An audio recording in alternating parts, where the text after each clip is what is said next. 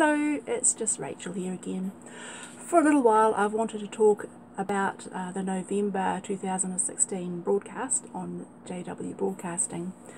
That's where Gerrit Loesch, a governing body member, talked about being a champion for the truth, and he talked about the opposite of what truth is, and that is lies, and said how we are surrounded by a sea of lies today.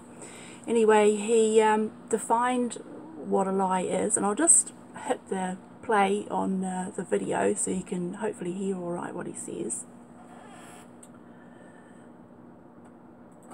A lie is a false statement deliberately presented as being true, a falsehood.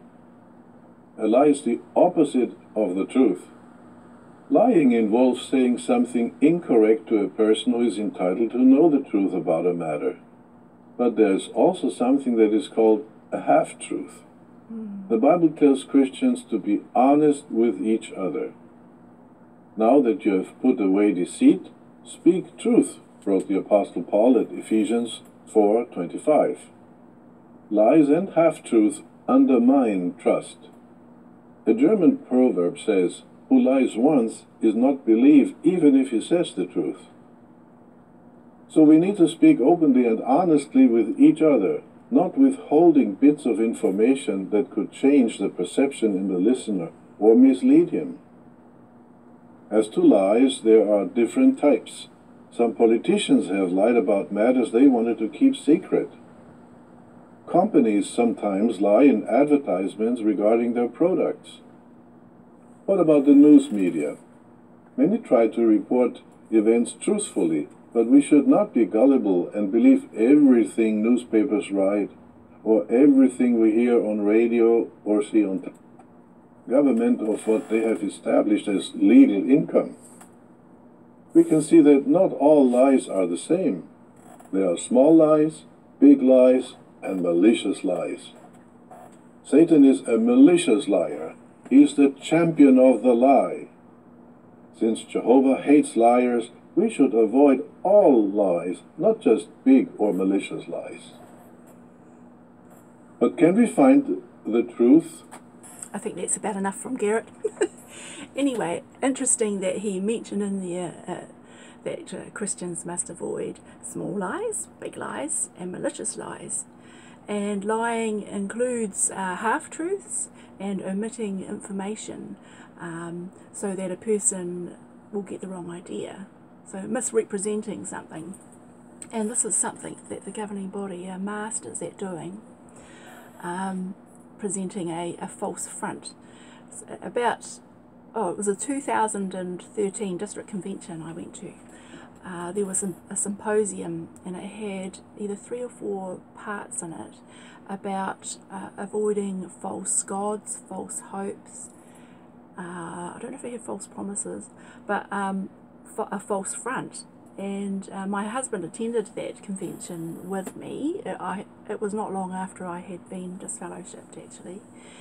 And we just looked at each other and smirked pretty much through the talk on false fronts, because everything the brother said was pretty much what the organisation does. It presents a false front. So I'd like to just play a couple of minutes from that, because I recorded it. I don't know how good the quality of the recording will be, but I will just see if I can find it here.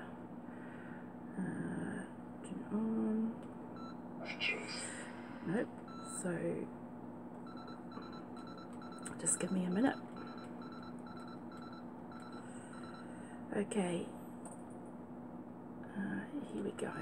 When asked which professions they consider the least ethical, the least honest, people when asked answer they consider politicians and religious leaders among those whom they consider the least honest and the least ethical.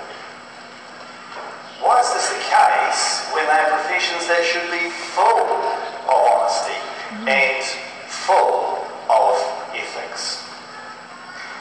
It's because in the community's mind, based on observations over time, religious leaders and politicians are notorious for projecting a false front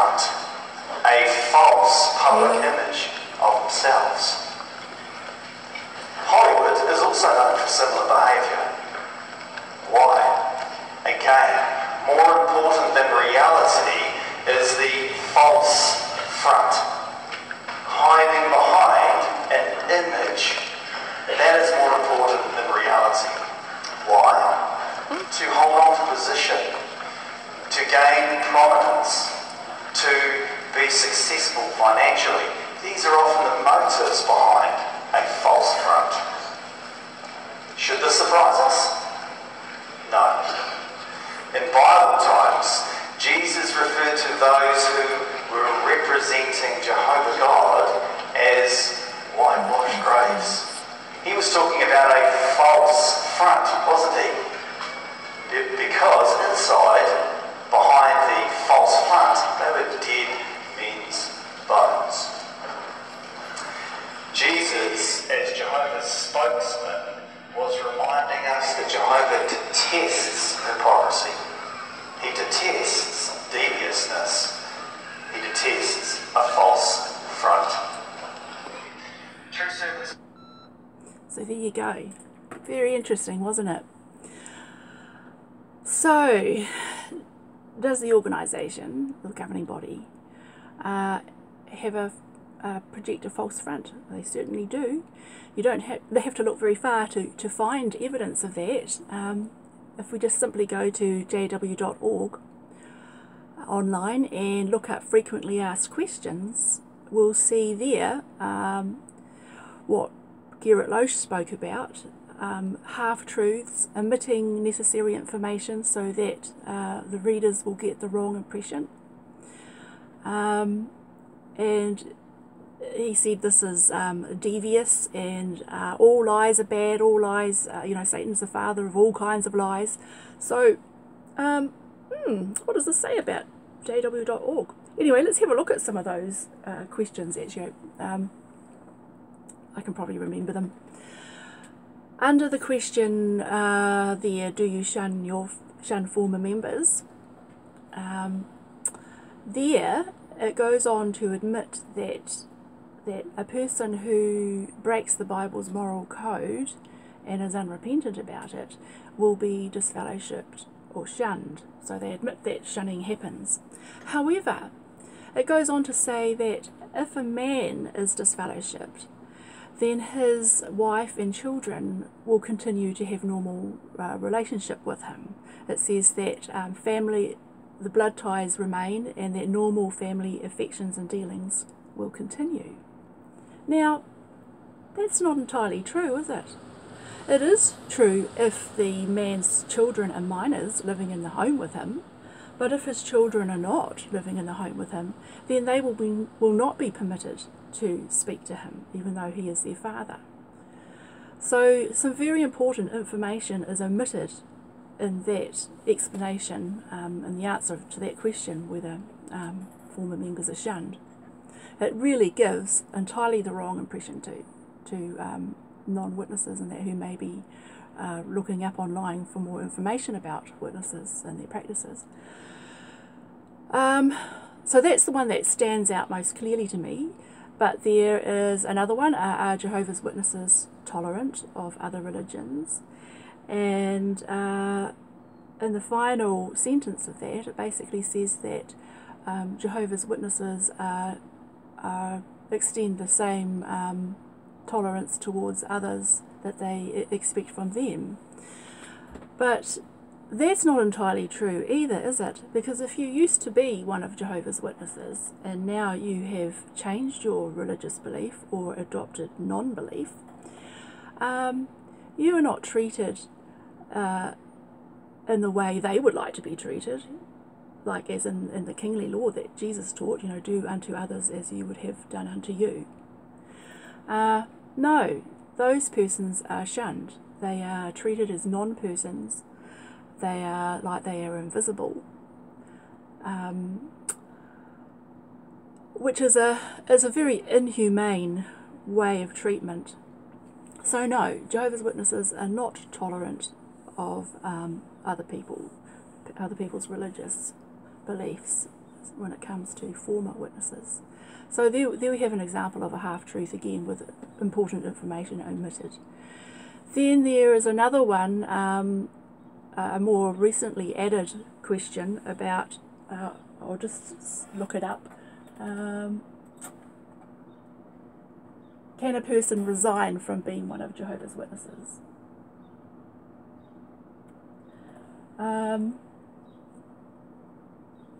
Basically, it says here that a person can resign by making a formal request in writing, or that some action they take will disassociate them. For example, he might join another religion. It says the elders are not authorized to coerce or pressure someone to remain as one of Jehovah's Witnesses. Each person makes his own choice regarding religion. We believe that those who worship God must do so willingly from the heart. So, talks about not coercing or pressuring someone to remain. Well, that's not entirely true, is it? I think the threat of being shunned by your family and friends is a very powerful incentive to stay with the religion. And a lot of witnesses, supposed witnesses, do. They really want to leave, but because they don't want to be cut off from their families, they stay there and just pretend. Just go along with it. So they don't state in that article there, it's very brief, that if someone does choose to resign, they will be shunned. They don't mention that. That's disgusting. Now that's an omission of a very important fact, which gives completely the wrong impression. That makes it sound like you can just leave and there's no consequences, you know. Even Geoffrey Jackson at the Australian Royal Commission gave that impression too, that someone who didn't want to be one of Jehovah's Witnesses anymore could simply just fade and stop attending meetings, become inactive. But as the experience of many ex-witnesses, the elders often come chasing up after you, and at some point you will find yourself forced into a corner where you have to formally disassociate or be disfellowshipped. So there isn't that position that Brother Jackson seemed to suggest, that you could just tell anyone you like. He said you could tell anyone that you're not one of Jehovah's Witnesses and be fine. But no, if you simply state that you no longer want to be one of Jehovah's Witnesses, that is considered disassociation. I think it actually mentions that here. It says, if you make known your intention... Oh no, that's to do with joining another religion, sorry. Anyway, so we can see there are examples on the website of half-truths, and the literature over the years is riddled with half-truths and misrepresentations. The organisation frequently misrepresents the history of the organisation, what the expectations of the brothers and sisters were back in the early days, like the Bible students were the only ones that correctly understood about Jesus' presence in 1914, but that's not true, because they already thought that he was already present from 1874. So there are so many misrepresentations. It's truly disgusting.